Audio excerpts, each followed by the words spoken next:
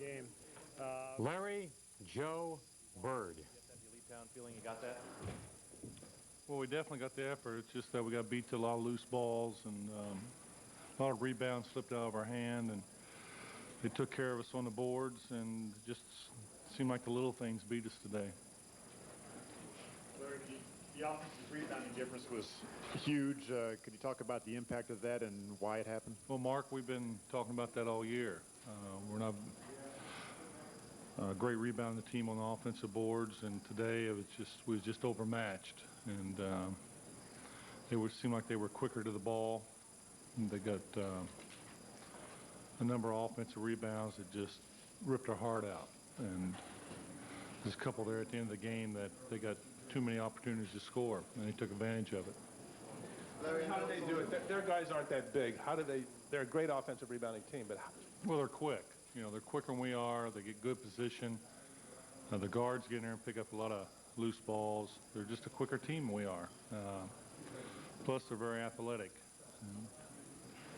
It was just a mismatch, really, the whole series. Larry, I know it's only been a few moments, but can you tell me, is there any difference between losing a big game as a player and losing the big game like this as a coach? Well, it feels about the same, really. I thought we had a good enough team to come in here and win this series.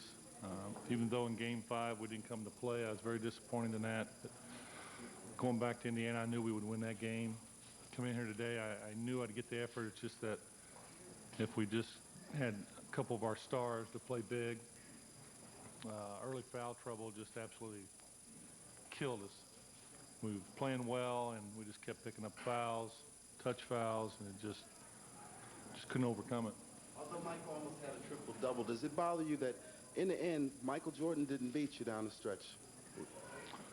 No, his jump shot didn't, but his free throws did. You know, he got the line a few times. He was putting his head down, just getting in traffic and trying to draw the foul.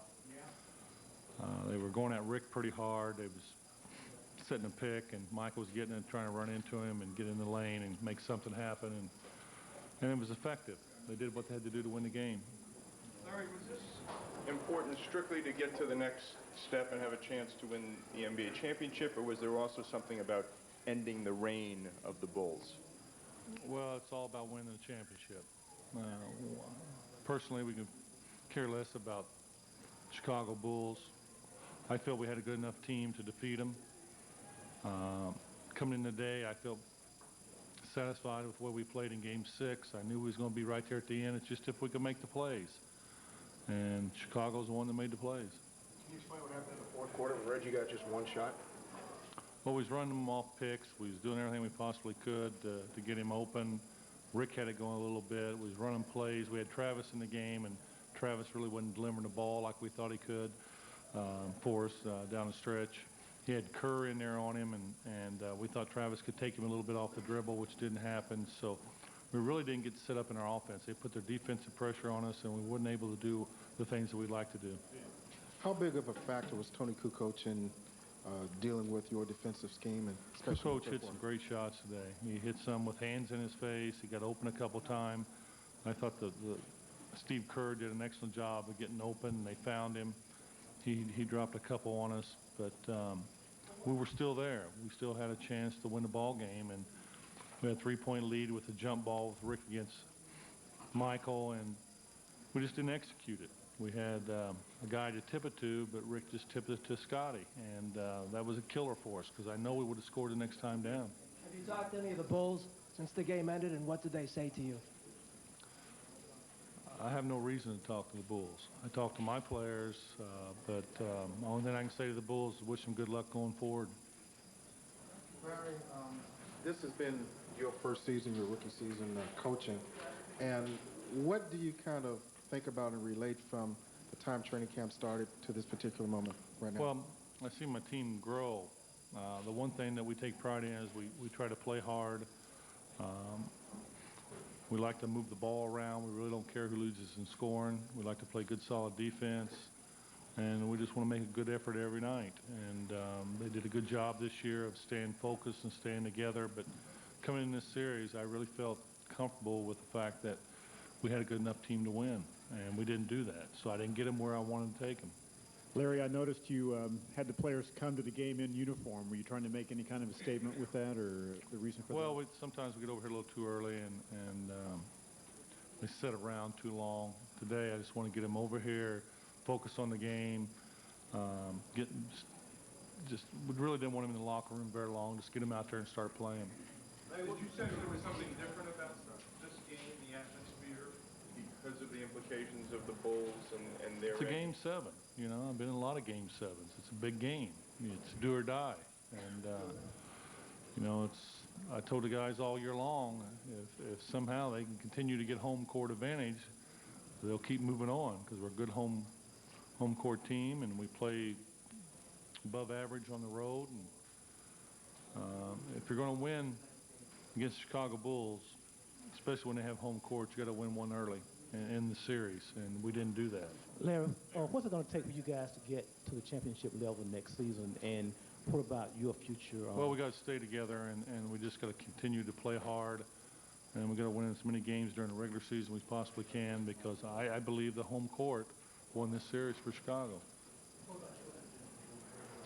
Well, I'll talk to my players and see if they like what we're trying to do, and if, hey, you know, they can come to me and tell me if they want somebody else to lead them, that's fine with me. I can move on. But it's been an enjoyable year, and I will talk to some of the players in the next couple of days and get their feelings, and whether I'm back or not, I don't know.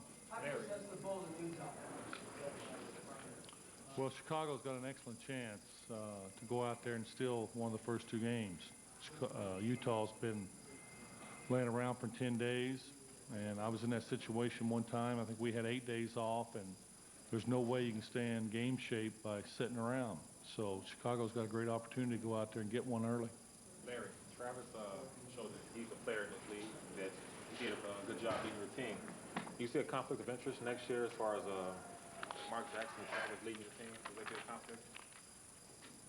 Well, the one thing that we try to do is have our guys come in shape. If Mark comes in shape and plays well, he'll have the starting job. But we're not going very far if Mark Jackson don't lead us. There's no question about that. Mark Jackson had an ankle injury. He had surgery at the end of the summer, and he came back a little bit out of shape, so he was a little up in the air to who was going to start. But once he got back to 100%, there's no question if we're going to win ball games, Mark Jackson's going to be at the point. It's not saying anything bad about Travis, but Travis is learning. He's coming along just fine, and in the near future, he'll be a point guard for some team. Larry, if the players tell you that they do want you to lead them next year, will you tell them to practice their free throws? Believe it or not, we practice our free throws. You know, we spend a lot of time on our free throws. I told Dale Davis this summer that I expected him to make 50 a day, and he does better than that. And Antonio Davis, all the guys. It's just that, you know, some days they don't go in, but maybe they should shoot more. You know, there's no question about that. Free throws are a major part of basketball. And if you don't make them, you're probably going to lose. Your technique for both those guys seems to be rather strange. Well, Antonio hits the rim more than anybody ever seen, but somehow he gets by. But Dale, I believe, has pretty good technique, especially when he gets the ball set. You can almost tell if he's going to make or miss it when he shoots it. But I think that has a lot to do with standing there in front of a lot of people, because in practice, you know, he'll hit 18 and 20 in a row at times. Larry, could you relate it all to the type of game Michael played tonight, where he struggled with his individual offense, but he still put up a big line, he had to play defense, etc.? Well, that's why he's the best player in the league, and that's why he's probably the greatest player ever. If you're not doing, I always, as a player, if I wasn't shooting the ball well, I always try to pass and always try to rebound. Michael's no different. He played a solid all-around game. At the end of the game, you know, he's going to drive in the middle and try to draw the fouls, which he did. So I think he understood that he's not shooting the ball well, so he's got to pick it up in other areas. Larry, so much is made today of the 90s athlete, only interested in money and ego and such. How shaken were your players after the game? They seemed like they was pretty upset. They know we had a good enough team to move forward. It's just that we didn't make the plays that we had to make down the stretch. You know, I'm very fortunate. I have a group of guys that really care about one another, and they want to win. It's just that today we wasn't good enough to do it. Larry, is that all it's going to take is for your players to come to you and tell you that they want you back? Because they've been telling the media that all year long. Is that all it'll take? Well, it's the guys who've been around for a long time and really never been to the finals, have an opportunity to win a championship. I feel very bad for them because we got a good enough team to move forward, and we didn't do it. So whatever they decide, you know, my golf game's a little rusty. Hell, I can pick that back up. Secondly, I'd just like to say, you know, thank you, because you've been a breath of fresh air as a coach goes for us. Well, Thank you very thanks. much. And the referees still suck. Thank you.